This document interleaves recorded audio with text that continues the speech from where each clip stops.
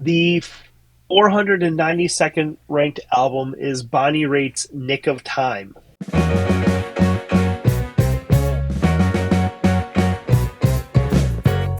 This album was released on March 21st, 1989 on Capitol Records, produced by Don Was from the US of A. This is Bonnie Raitt's 10th album in her Wow. discography. Um, Kyle, what did you think? Hey, it's Kyle. Just jumping in real quick to ask, do you approve this groove? Let us know in the comments. Give us a quick thumbs up, subscribe to the channel, and join the conversation. I wasn't,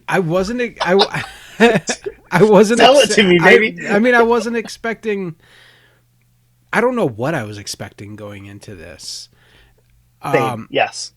Thing Called Love. I know that song. That's, Yep, absolutely. and that was the extent of what I knew going into it. I did know that she is an absolutely ripping guitarist. And so I think the thing that I would say that I was disappointed with this album is that we didn't see that very much here. They were very well written songs. I enjoyed the songs. I liked the songs a lot. I wish we got more of that real ripping guitar work from her, because as a blues guitarist, as a country guitarist, she can. And I've gone out and sought out, YouTube videos, live videos of her playing, and she really is a phenomenal guitarist. That being said, that's also a pretty common complaint of a lot of the studio recordings of some of the more popular poppy blues guitarists.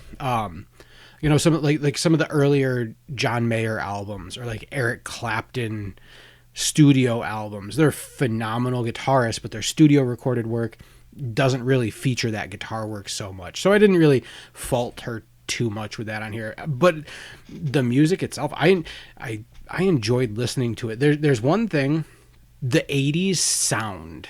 Like there's just, and I don't know what Yes. it is, and I have really, I have a take on it. okay, all right, and that's, I want to pinpoint what that is, and I don't know that I know what it is just yet, but this album had it. Here's what I think the sound is. It sounds like it was made on a keyboard. Yeah, Like the whole thing, not the guitar, but like the bass, the drums, the everything else. It sounds like it was made on a tapped out. Casio keyboard. Yeah, Yes, yeah, like it's. I remember seventh grade technology class. For some reason, our technology teacher, he was a Def Leppard fan, so we watched like a 10-minute thing on Def Leppard right after the whatever accident it was, and the thing that they talked about, I still remember this, is how one of the things that was different about Def Leppard's drums is that they were digital. hmm, So he would have the sound, and I mean essentially it was like a MIDI, hmm, right? So you'd hit it, and like it you hit that snare, it makes the same snare sound every single time, no matter what. hmm, That's what this reminded me of, right? yeah, Like everything is produced to the point where there is no organic sound. There's no reverb in anything. It's just like it is straight up. yeah. Like that's the sound. It's just It's music. like they put that microphone so freaking close and in a vacuum that is the only sound you hear. Hmm. And to me, that was incredibly boring. Like I listened to this album and I was just kind of like I couldn't get out of that Hmm. that 80s sound. In my mind it reminded me of like going to a wedding when we were a kid, and that was like a song that was on, and some people were dancing but some people were eating, and like it's Yeah, just kind of background music, yeah, it's just kind of background music. yep, And it's a song you can dance to, or these are songs that you can dance to, and yeah, cool. hmm, um that, to me, I mean, Thing Called Love, that song yeah. is a banger. Interestingly, like he only had songwriting credits according to Wikipedia on two of these songs. I noticed that Um, earlier when I was looking which through. I which was, I thought she was more of a singer songwriter, which doesn't mean that she isn't. But right. like it was interesting to me that in this album, this is one of the ones that, like, they say that this is the her commercial breakthrough after years of personal and professional struggles. So she was a well-known guitarist. Sure, she played around, probably a great session guitarist, and played live really well, and played with a bunch of people. But as her own artist, like this is the one that kind of broke her through. And again, her 10th album. Um, this is listed on a bunch of lists. In 2003, Rolling Stone put this as the 229th album. Hmm. So it took a hit there. Um, it's also in the book of 1001 albums you need to hear before you die. The album was selected by the Library of Congress for preservation, which is that's kind of fun. Yeah. So that this album maybe it'll be in space someday.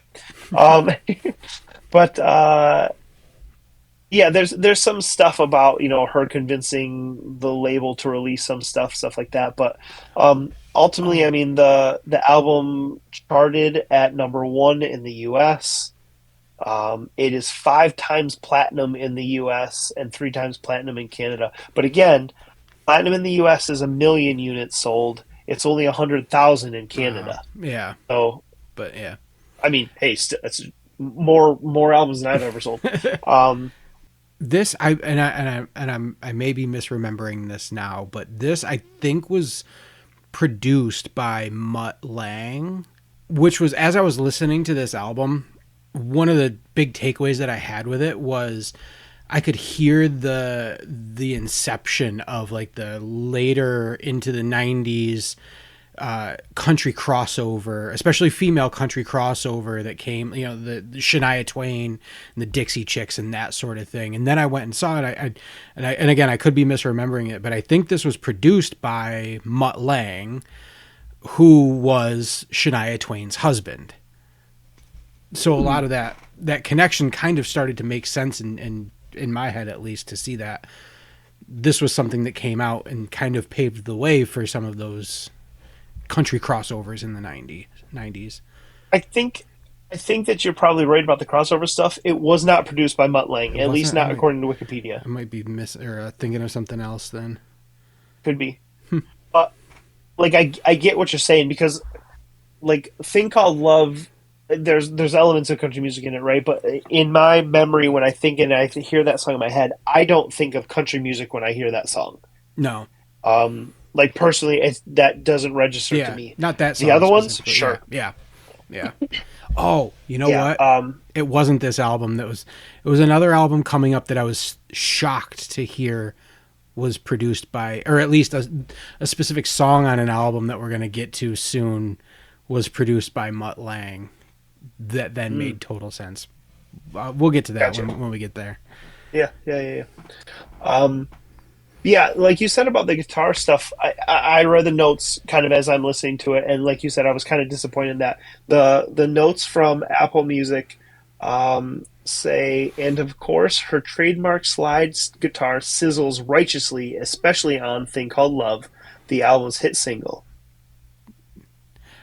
I didn't hear it. Yeah, I mean, I'm sure it's there, yeah. but it didn't. It didn't sizzle. It didn't stick out to me. It didn't sizzle.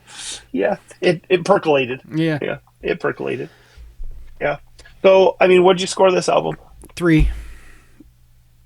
I gave it a 3. Yeah, it was fine. And unfortunately, in my case, I think it got a 3 because of a Thing Called Love. Mm-hmm.